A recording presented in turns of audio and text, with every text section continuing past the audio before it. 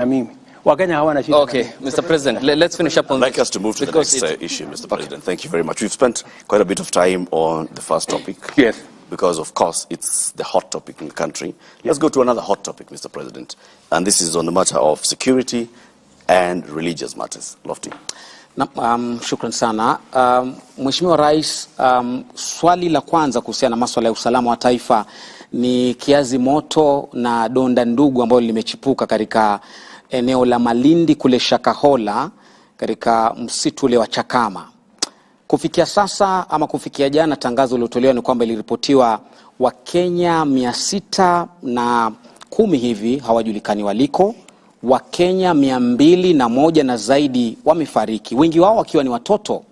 Na swala hili si geni ama halikuchipuka tu mwezi jana ambapo wanahabari walitangaza, lakini mhusika mkuu ambaye ni Paul Mackenzie alipoondoka Furunzi Malindi kuelekea Shakahola ulikuwa mwaka 2019. Mwaka 2020 Mheshimiwa Rais, mwaka 2021 serikali kimya, mwaka 2023 hadi wanahabari walipotangaza, na maafa ndio haya. Wewe kama amiri jeshi mkuu ambaye unakaa katika kamati ya usalama na kupewa kinachoendelea na ujasusi wote, huoni kama umewafeli wa Kenya? Na Wakenya wamenituma nije nikuulize kwa sababu ya idadi hii, basi unapaswa kuwaomba msamaha leo kabla kujibu swali lolote la Shakahola mbele ya wanahabari hawa. Unaweza kuomba msamaha wa Kenya kwa kupoteza nyoyo 200 na wengine 600 hawajulikani waliko? Pale kuna utepetevu katika upande wetu wa serikali, na inapaswa mimi niombe msamaha kwa sababu Wakenya 210 tayari wamepatikana katika makaburi.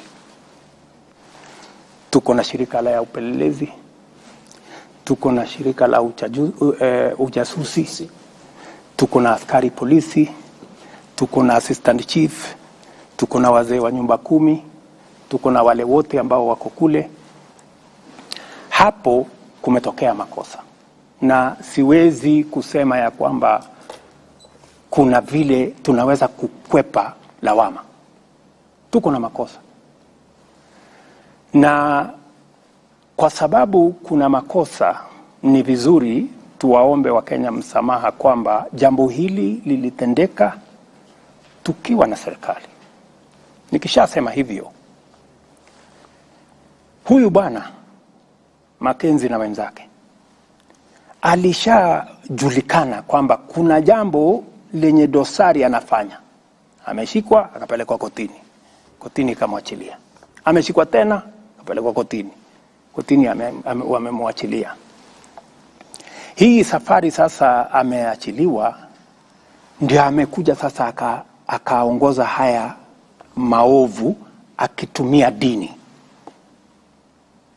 ambaye nilisema leo huyu bwana ni muhalifu kiwango ya gaidi, kwa sababu wale watu maisha ya watu amewaua kwa kutumia dini.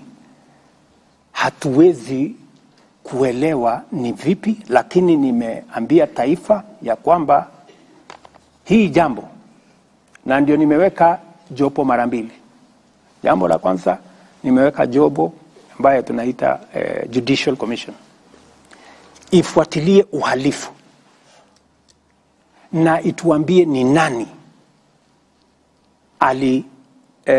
zembea kazini ndio haya mambo yakatokea, na huyu bwana washirika wake ni nani, haya makaburi yaliendelea vipi, hii mambo yote yalitendeka vipi. Hiyo ni ya kwanza.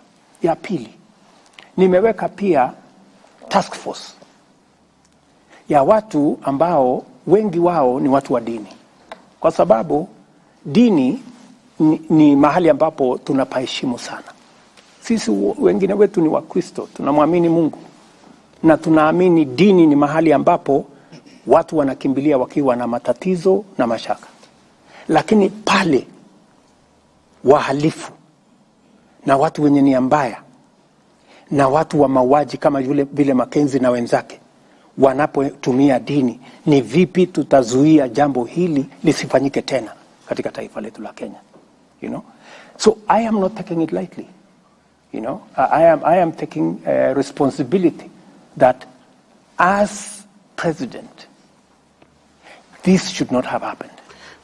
And certainly, some people who are responsible for this failure on the part of government will have to give an account. Because it should not have happened when we have all the agencies. We have our intelligence, we have our CID, we have the chiefs, and all the other people in the whole of that ecosystem. We should not have allowed this, this kind of thing should never have happened. But it has happened, we have to take responsibility. No. Yeah? And the promise that I am giving to the people of Kenya is that we will get to the bottom of this matter. Okay. And I am also giving them my, my commitment. I know there are people who are jittery about, they are saying we should not regulate the church. And that is correct. We should not regulate the church. No. The same way we should not regulate the media. No. Let us have an institution that self-regulates. We want to establish from our religious leaders, how can they, as religious leaders, agree on a mechanism that makes sure that criminals and crooks do not take advantage of religion and of faith to be able to cause harm to Kenyans. Mheshimiwa Rais, kabla ya kakangu kuuliza swali, umezungumza na napenda nikupongeze na kukuhongera kwa kuomba msamaha mbele ya Wakenya, lakini Waswahili wanasema ada ya mmoja hunena lakini muungwana ni kitendo. Wana Malindi hadi leo wanalia kwamba idadi ya watu 200 kupotea, huja kanyaga guu pale kwenda kusema nao kuomba msamaha. Kiongozi wa upinzani Raila Odinga alikwenda kule na akafungiwa kuingia, na wengi wakasema afadhali huyu ametukumbuka, rais hajafika. Huu ungwana wako uko wapi hapa Mheshimiwa Rais? Hiyo ni siasa. Pale kwenda pale kwa kiongozi wa upinzani inasaidia nini? Yeye si mjasusi, yeye si askari, yeye si daktari, hajaenda kufanya ile kazi ya kutoa miili, ameenda kufanya nini? Askari walisema pale kwa sasa ni crime scene. Yeah? Wale ambao wanatakikana pale kwa sasa ni wale watu ambao wanahitajika katika hiyo shughuli. Wale watu wataenda kufanya forensic work, wale madaktari, wale wapelelezi ndio wako pale. Wakishamaliza ile kazi, yeah, ndio tutapata nafasi, wakishamaliza ile kazi ambayo inaambatana na sehemu yao kama professionals wa hiyo field. Ndio sababu hata yule bwana aliambiwa, bwana, hapa ni kuna wenye wanakubaliwa kuja hapa kwa sasa. Lakini tumezoea kama Wakenya kila jambo siasa.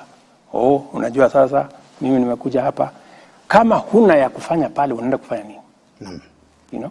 Kwa sasa mimi nimechukua nafasi yangu, nimetuma kila mtu. Waziri wangu ambaye ni wa usalama ako pale, every 2-3 days he's there. Lakini pia wewe utakwenda make sure pale mambo ya hayo yote yatakuwa yamemalizika, the place has been declared it's no longer a crime scene, I will go to Malindi. Okay. Na Mheshimiwa Rais, kutokana na uzito wa swala hili la maafa ya Shakahola ambayo kwa kiasi kikubwa sasa yamekuwa gumzo, uliyataja maafa haya sawa na ugaidi ama sawa na tukio la ugaidi. Hata kusema kwamba ni sawa na tukio la ugaidi, uliyasema kwamba huu ni ugaidi. Lakini kulingana jinsi mnavyoendesha taratibu hizi za kuchunguza na mashtaka, hamuonekani kuyapatia uzito ambao unaendana na swala la ugaidi. Kwa nini?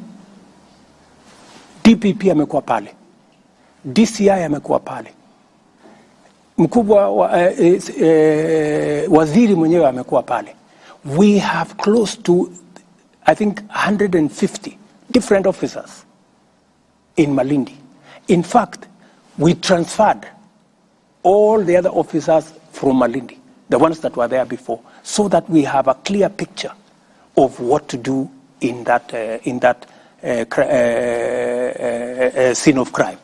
So we have taken it as seriously as it would get. I think my Minister for Interior has been there 5 or 6 times I have told you he is there every 2 or 3 days. Doesn't that tell you we take it seriously? I have also appointed a judicial commission of inquiry. I have also appointed a task force to look into all the matters so that we are not only looking at the crime itself. Okay. We have men there doing that. We are also looking at accountability, because that is what the Judicial Commission of Inquiry is going to come with.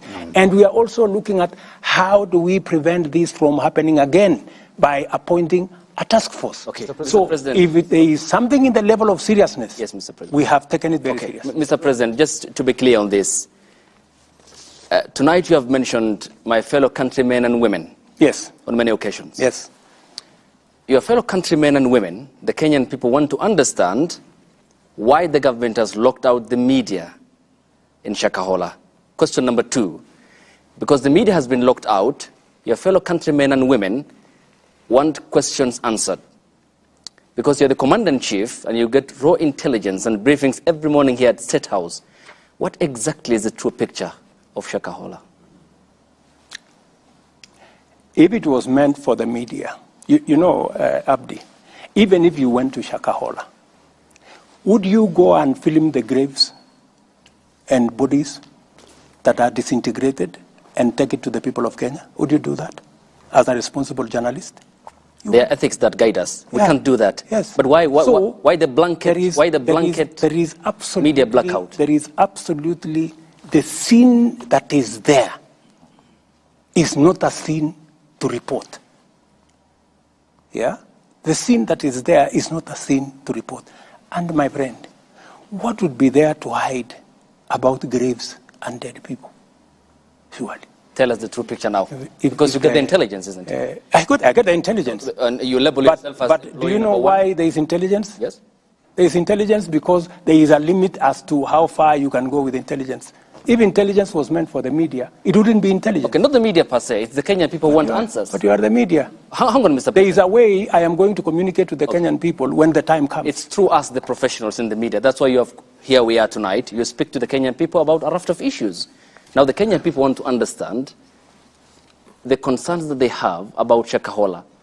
Can't you tell them, the sovereign people of the Republic of Kenya, about the truth? When the time comes for me to speak about Shakahola, I will to the people of Kenya. When is that going to be? As it is, the people of Kenya will get information from the officers on the ground to the extent that that information can be shared. But it is not fair and it is not right, Abdi, for you to tell me that I come and broadcast intelligence information. You know that's not possible. Probably, even if you try how. Mr. President, I just want to ask you this. You receive intelligence briefs, yes, like my colleague Ayub says. We've seen people in this country being profiled on the basis of their religion. I have to ask you this, Mr. President, and I'm sure Kenyans would want to know. You've admitted that there was some complacency from security organs. Had this been done by another denomination, would we be talking about the same thing? Yes, we would. I have always refused the blanket condemnation of any religion. That is why when, for example, Alamin Kimathi was profiled and taken to as a terrorist and taken to Uganda, I am the one who went to speak to